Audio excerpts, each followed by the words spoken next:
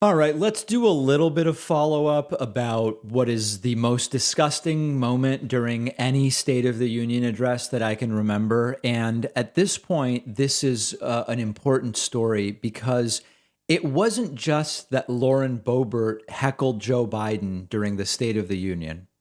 And it wasn't just that Lauren Boebert, radical Republican Congresswoman, heckled Joe Biden when Biden was talking about his son who died and served in the military during the State of the Union.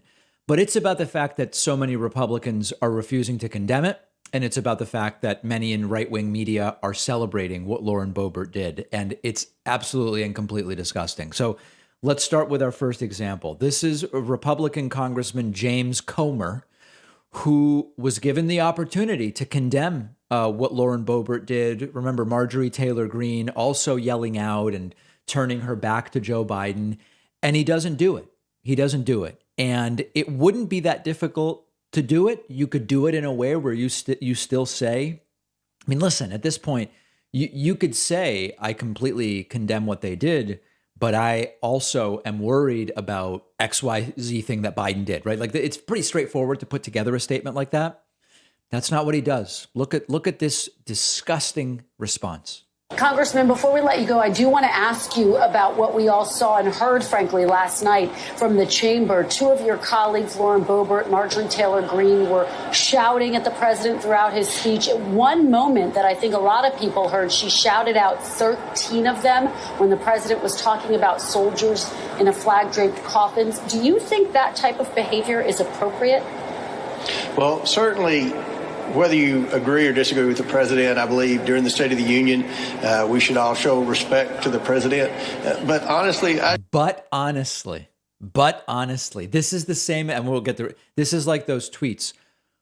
Putin shouldn't invade Ukraine, and then something horrible follows it. Share their frustration when you look at the crises that we're facing in this country, especially Understood, the border but crisis. should they be vocalizing that in the middle of his State of the Union address? Does that not undercut your party and its messaging on those critical issues?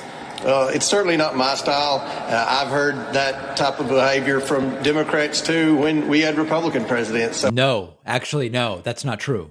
That's not true. The two main heckling incidents are Joe Wilson heckling Barack Obama and Boebert and Greene heckling Joe Biden. Those are the incidents. I just think that the best business model. Democrats yelled at a Republican president in the chamber. When did that happen? When Donald Trump was president.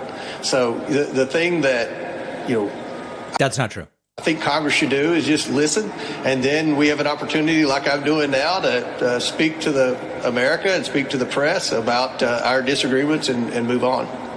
All right, Congressman James. So what do you guys think? I mean, it's not like Boebert and Greene are so prominent in the party leadership that these are people that you can't be adversarial with, or whatever the case may be. Like, is this guy a coward? Is he merely a bad person? Like, what do you guys think is the explanation? Because it's not exactly a profile in courage, and it's even less likely to be condemned when right-wing media is sort of cheerleading the entire thing. And that's what I want to talk about next.